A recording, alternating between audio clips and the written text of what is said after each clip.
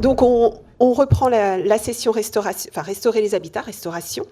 Donc on accueille Nathan Rondeau, qui est donc en postdoc au laboratoire Ecodive et qui travaille sur le projet REPREV, qui est piloté par Fabrice Bureau, qui est là-bas. Donc voilà, donc Nathan, en fait, c'est un nouveau projet de Sénaval 7.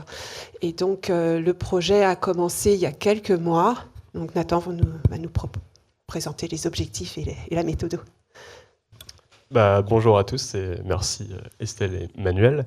Donc en effet, oui, je travaille sur un projet qui s'appelle le projet REPREV qui vise à étudier les prairies permanentes humides de l'estuaire de Seine pour mieux prédire, comprendre leur dynamique dans une idée de préservation, conservation, restauration de ces écosystèmes prairieaux-humides.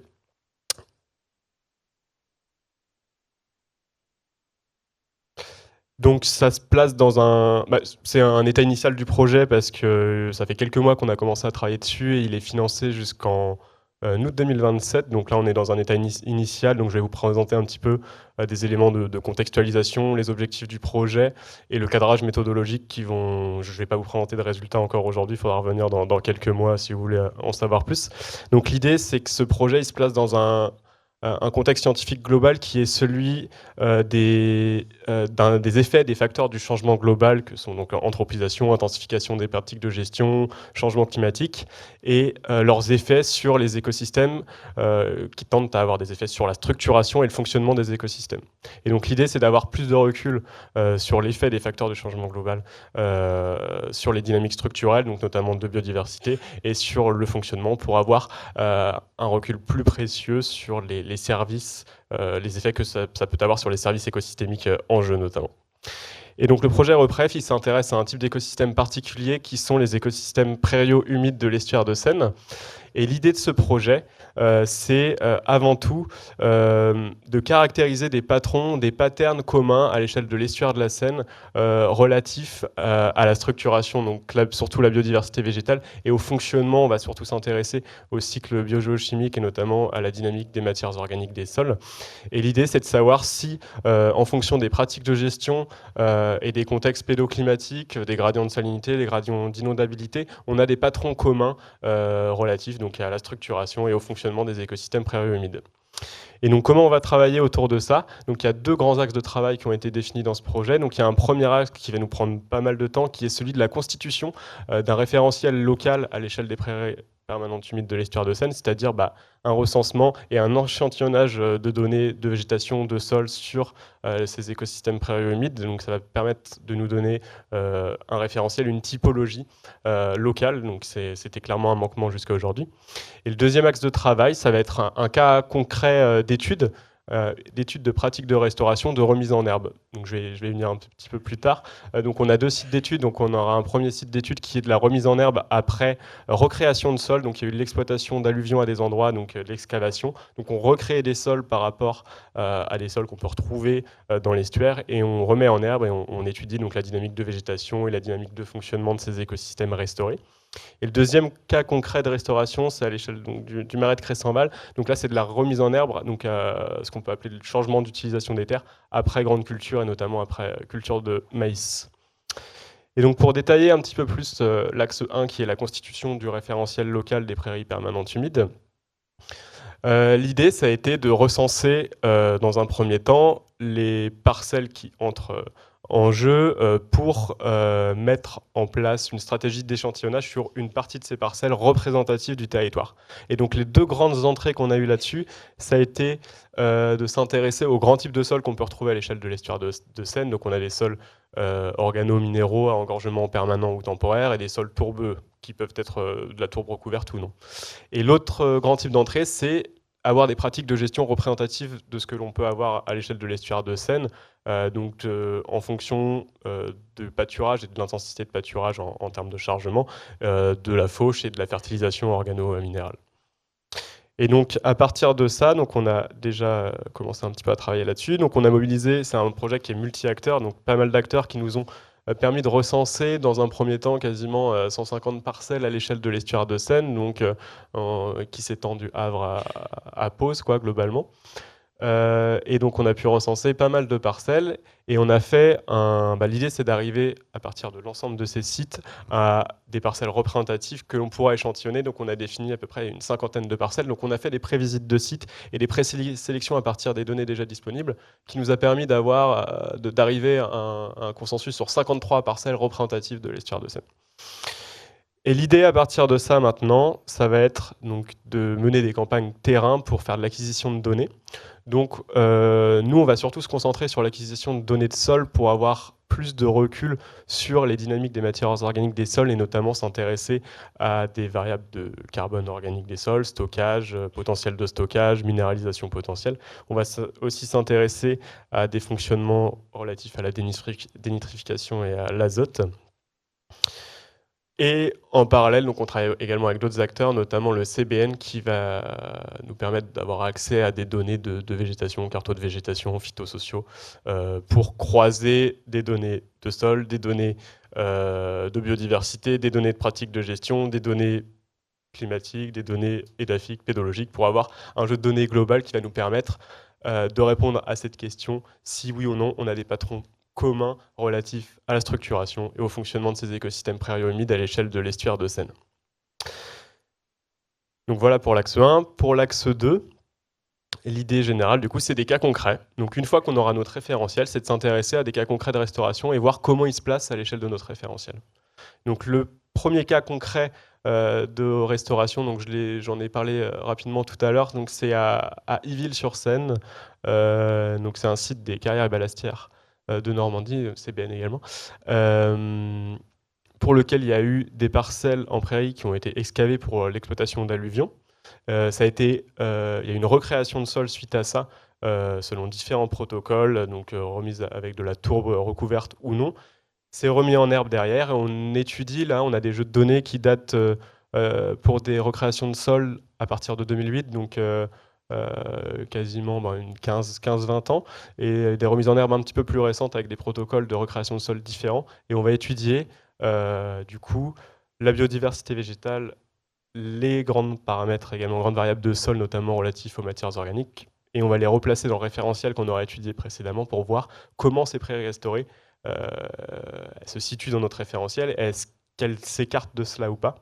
Et donc voilà, ça va nous permettre d'avoir des conclusions là-dessus. Et le deuxième étude de cas concret, donc c'est à l'échelle du Marais de Cressenval, donc plus proche du Havre, pour lequel on a eu des remises en herbe après changement d'utilisation des terres. Donc initialement, de la culture de maïs, on remet en herbe avec des prairies qui sont plus ou moins vieilles. Donc la définition de prairie permanente, c'est au moins 5 ans. Donc on a des prairies jeunes de 5 ans et des prairies beaucoup plus vieilles de 25 à 30 ans. Et l'idée, c'est d'étudier ces pratiques de restauration par remise en herbe et de comparer ça au référentiel local qu'on aura étudié précédemment. Donc voilà pour les deux grands axes de travail. Et donc, quelle valorisation on pourrait avoir de ce travail? Donc, on a des valorisations appliquées, des valorisations plus académiques. Le premier grand point de valorisation, c'est qu'avec cette constitution d'un référentiel local, qui était peu présent encore aujourd'hui, ça va nous permettre de créer des outils d'aide à la décision, c'est-à-dire que des gestionnaires d'espaces agricoles, d'espaces naturels, pourraient se replacer au sein de ce référentiel local qui sera accessible, quoi. Donc ça, c'est une sortie un peu plus appliquée. Et des sorties un petit peu plus académiques, donc c'est de répondre un petit peu à des grandes questions scientifiques un peu plus larges, c'est-à-dire de mieux caractériser ces écosystèmes prairie-humides qui sont des systèmes écologiques complexes, dynamiques. Donc, est-ce qu'on arrive à avoir plus de recul sur les dynamiques structurelles à l'échelle des communautés végétales?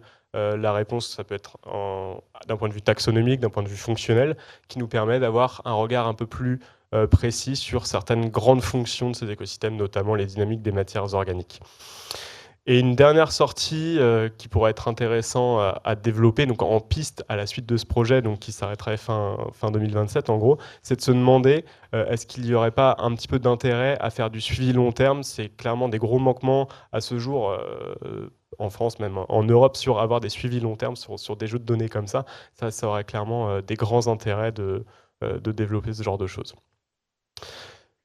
Donc voilà pour tout ça, je vous remercie de votre attention et je me tiens disponible pour répondre à vos questions.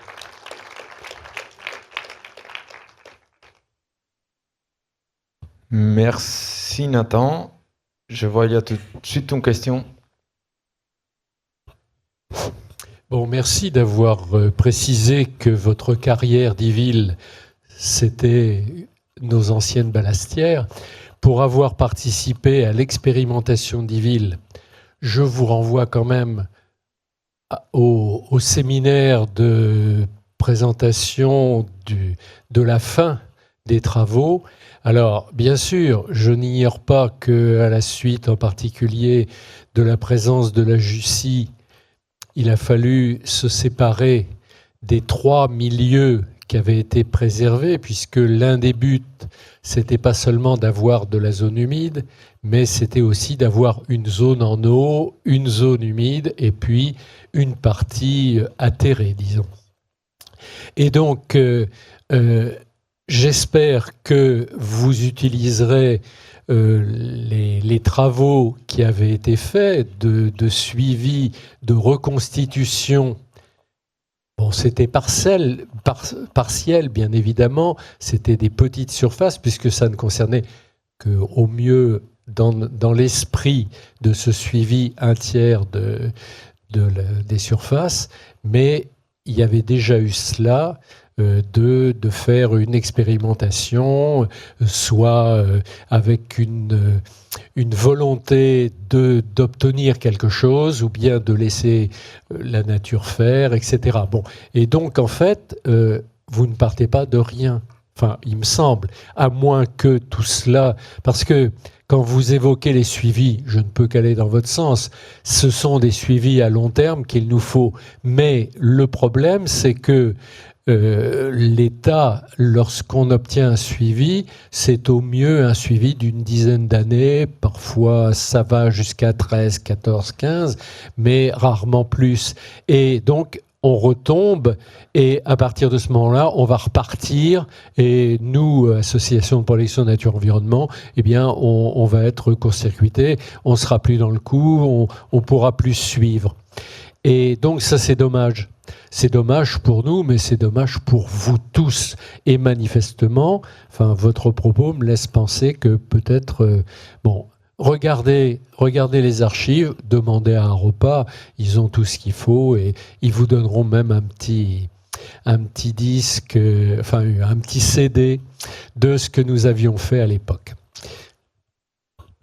Je ne sais pas si vous faites référence aux données 2008-2000, des projets de recréation à partir de 2008-2013, mais ces données, oui, c'est des données qu'on a, ouais, totalement. Oui, parce que, enfin, je complète, Nathan, mais en fait, le laboratoire était partie prenante dans cette expérimentation, puisque c'est nous qui faisions le suivi de végétation et le suivi de sol.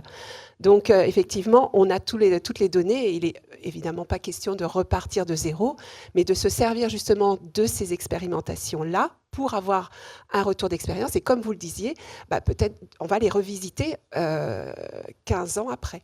Donc, ça a été revisité déjà. Et ça a déjà été, puisque tu as fait les prélèvements. Enfin, oui, tu as fait les prélèvements de sol. Dernier, ouais. Voilà. Et la végétation est suivie quasiment tous les ans avec une cohorte d'étudiants. Donc, on a un suivi sur ce dispositif-là.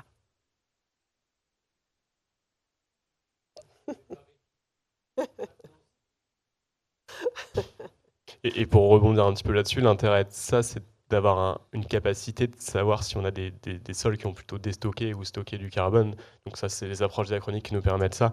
Alors que sur le référentiel, on n'aura pas nécessairement l'ensemble des données qui ont déjà été acquises et qui nous permettront d'avoir cette information sur le stockage ou le déstockage potentiel de certaines parcelles, quoi.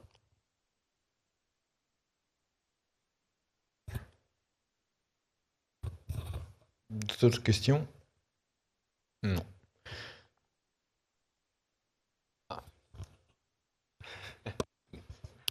Oui, un petit complément qui n'est pas forcément de votre ressort, mais la stabilisation des sols de la chambre, enfin de la ballastière qui a été donc recomblée avec les sédiments entre guillemets pollués, hein, mais il a fallu stabiliser tout ça et donc même si M. Delouis, à un moment, niait que le problème existait. Juste avant son départ pour La Rochelle, il avait fini par admettre que lui aussi se posait le même type de questions que nous.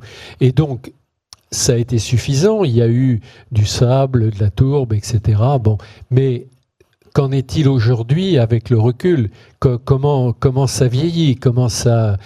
Bon, ça c'est une des... Si vous voulez, vous avez ces objectifs, mais parmi les préoccupations qui nous restent, il y a celle-là. Comment ça... La stabilité, c'est ça que vous vous dites? Comment ça s'est stabilisé, tout cela, le sous-sol, est-ce que c'est un sous-sol relativement banal ou est-ce que... Moi, tout ce que je peux vous dire, c'est que le site est toujours, est en partie en eau une partie de l'année parce qu'effectivement, le point le plus bas avec la tourbe qui était beaucoup plus épaisse parce que quand ils ont amené la tourbe, c'était quelque chose qui était flottant et donc c'était la tourbe était partie un petit peu plus loin. Donc ce point, ça constitue un point bas. Et en fait, vous évoquiez l'étang de haut fond qui a été comblé après coup. En fait, sur cette parcelle-là, finalement, vous avez un point d'eau en bas et tout un gradient d'humidité jusqu'à un point qui est beaucoup plus haut et qui est plutôt sableux. Et donc, on a toute une diversité de végétation et d'insectes qui arrivent à coloniser ce milieu-là avec des sols qui sont assez contrastés. Donc, c'est plutôt un site assez intéressant à suivre en termes de restauration et de retour d'expérience, justement. Ouais.